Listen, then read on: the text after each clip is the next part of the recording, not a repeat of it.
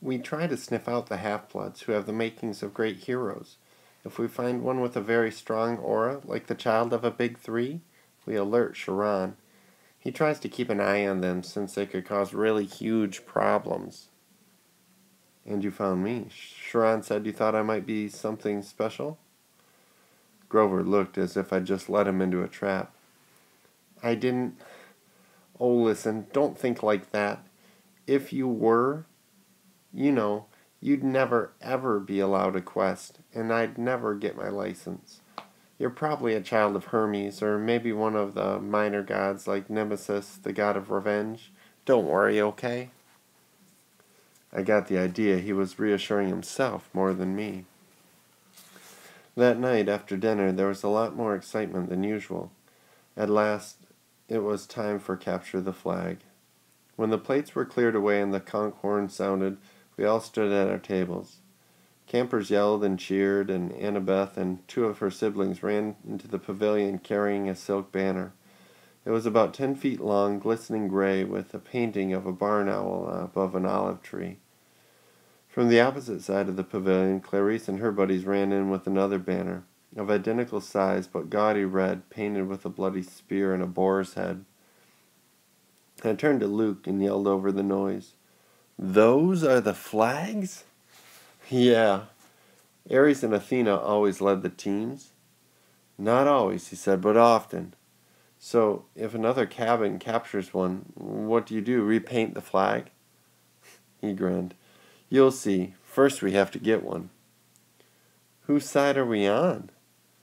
He gave me a sly look as if he knew something I didn't. The scar on his face made him look almost evil in the torchlight. "We've made a temporary alliance with Athena. Tonight we get the flag from Ares, and you are going to help." The teams were announced.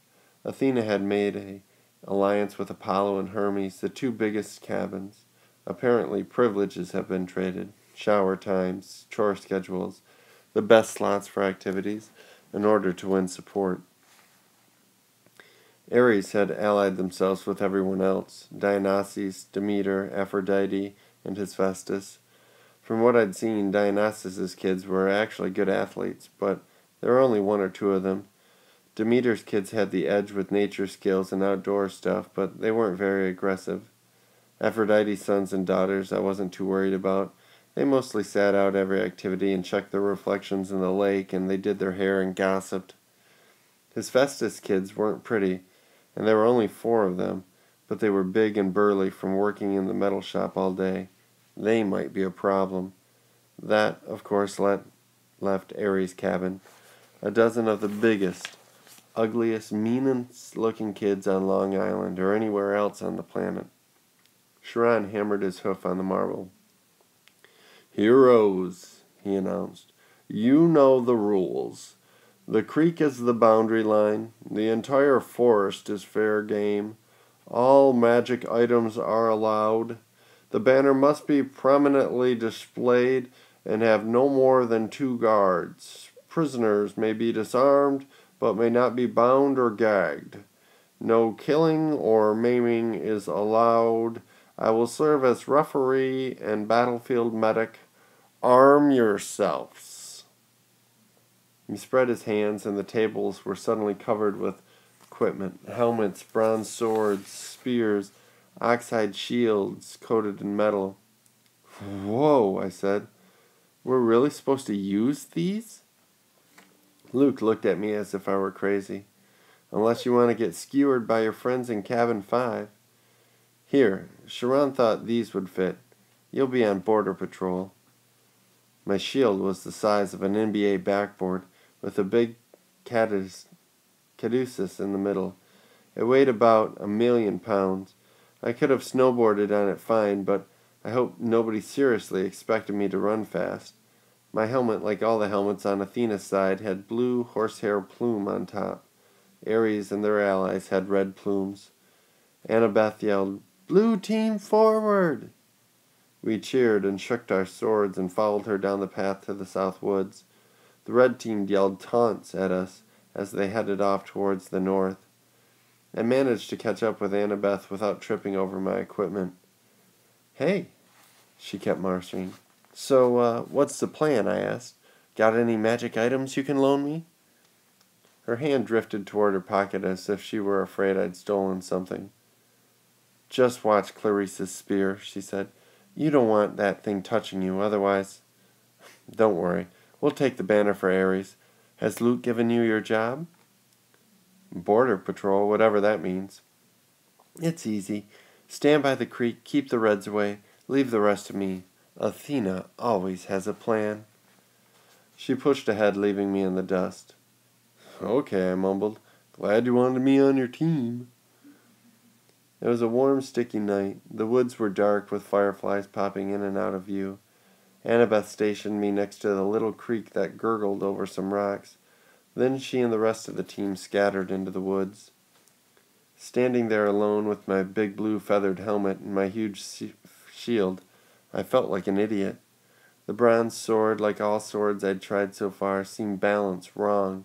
The leather grip pulled on my hand like a bowling ball. There was no way anyone would actually attack me, would they? I mean, Olympus had to have liability issues, right? Far away, the conch horn blew. I heard whoops and yells in the woods, the clanging of metal, kids fighting.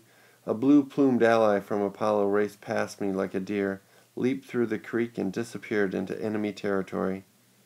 Great, I thought. I'll miss all the fun as usual. Then I heard a sound that sent a chill up my spine, a low canine growl somewhere close by. I raised my shield instinctively. I had the feeling something was stalking me. Then the growling stopped. I felt the presence retreat. On the other side of the creek, the underbrush exploded. 5 Ares warriors came yelling and screaming out of the dark. "Cream the punk!" Clarice screamed. Her ugly pig eyes glared through the slits of her helmet. She brandished a 5-foot-long spear, its metal barbed tip flickering with red light. Her siblings had the only standard bronze swords. Not that made me feel any better. They charged across the stream. There was no help in sight. I could run, or I could defend myself against the Ares cabin. I managed to sidestep the first kid's swing, but these guys were not as stupid as the Minotaur. They surrounded me, and Clarice thrust at me with her spear. My shield deflected the point, but I felt a painful tingling all over my body. My hair stood on end. My shield arm went numb, and the air burned. Electricity. Her stupid spear was electric. I fell back. Another Ares guy slammed me in the chest with the butt of his sword, and I hit the dirt. They could have kicked me into jelly, but they were too busy laughing. "Give him a haircut, Clarice. Grab his hair."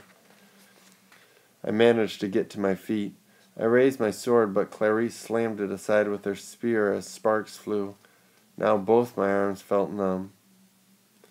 "Oh, wow," Clarice said. "I'm scared of this guy. Really scared." "The flag is that way," I told her. I wanted to sound angry, but I was afraid it didn't come out that way. "Yeah," one of her siblings said. "But see, we don't care about the flag. We care about the guy who made our cabin look stupid." "You do that without my help," I told them. It probably wasn't the smartest thing to say. 2 of them came at me. I backed up toward the creek, tried to raise my shield, but Clarice was too fast. Her spear struck me straight in the ribs. If I hadn't been wearing an armored breastplate, I would have been shish kebabbed. As it was, the electric point just about shocked my teeth out of my mouth. One of her cabin mates slashed his sword across my arm, leaving a good-sized cut. Seeing my own blood made me dizzy, warm and cold at the same time. "No maiming," I managed to say. "Oops," the guy said. "Guess I lost my dessert privilege." He pushed me into the creek, and I landed with a splash. They all laughed. I figured as soon as they were through being amused, I would die. But then something happened. The water seemed to wake up my senses, as if I'd just had a bag of my mom's double espresso jelly beans. Clarice and her cabin mates came into the creek to get me, but I stood up to meet them. I knew what to do. I swung the flat of my sword against the first guy's head and knocked his helmet clean off. I hit him so hard I could see his eyes vibrating as he crumpled into the water. Ugly number 2 and ugly number 3 came at me. I slammed one in the face with my shield and used my sword to shear off the other guy's horsehair plume. Both of them backed up quick. Ugly number 4 didn't look real anxious to attack, but Clarice kept coming, the point of her spear crackling with energy. As soon as she thrust, I caught the shaft between the edge of my shield and my sword. I snapped it like a twig. "Ah!" she screamed. "You idiot! You corpse-breath worm!" She probably would have said worse, but I smacked her between the eyes with the sword butt and sent her stumbling back out of the creek. Then I heard yelling, elated screams, and I saw Luke racing toward the boundary line with the red team's banner lifted high. He was flanked by a couple of Hermes guys covering his retreat, and a few of Apollo's kids behind them, fighting off Hephaestus' kids. The Ares folks got up, and Clarice muttered in a dazed curse. "A trick!" she shouted. "A trick!" They staggered after Luke, but it was too late.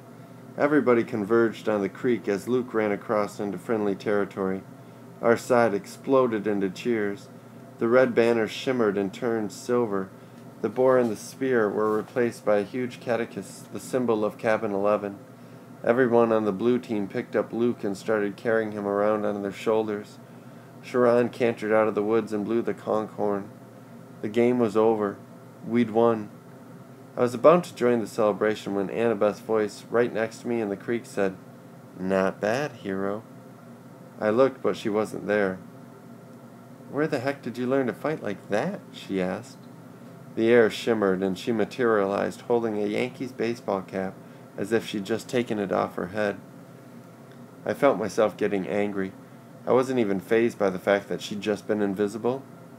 "You set me up," I said. "You put me here because you knew Clarice would come after me while you sent Luke around the flank. You had it all figured out." Annabeth shrugged. "I told you, Athena always has a plan." "A plan to get me pulverized." I came as fast as I could. I was about to jump in, but you didn't need my help. Then she noticed my wounded arm. "How did you do that?" "Sword cut," I said. "What do you think?" "No, it was a sword cut. Look at it." The blood was gone. Where the huge cut had been, there was a long white scratch, and even that was fading. As I watched, it turned into a small scar and disappeared. I don't get it," I said. Annabeth was thinking hard. I could almost see the gears turning. She looked down at my feet, then at Clarice's broken sphere, and said, "Step out of the water, Percy." "What?" "Just do it." I came out of the creek and immediately felt bone tired. My arms started to go numb again. My adrenaline rush left me. I almost fell over, but Annabeth steadied me. "Oh, sticks," she cursed. "This is not good. I assumed it would be Zeus." Before I could ask what she meant, I heard the canine growl again, but much closer than before. A howl ripped through the forest. Campers' cheering died instantly. Charon shouted something in ancient Greek, which I would realize only later I had understood perfectly. "Steady, ready, my bow." Annabeth drew her sword. There on the rocks just above us was a black hound the size of a rhino, with lava-red eyes and fangs like daggers. It was looking straight at me. Nobody moved except Annabeth, who yelled, "Percy, run!" She tried to step in front of me, but the hound was too fast. It leaped over her, an enormous shadow with teeth, and just as it hit me I stumbled backward and fell, and felt its razor-sharp claws gripping through my armor. There was the cascade of thwacking sounds, like 40 pieces of paper being ripped one after another. From the hound's neck sprouted a cluster of arrows. The monster fell dead at my feet. By some miracle I was still alive. I didn't want to look underneath the ruins of my shredded armor, my chest warm and wet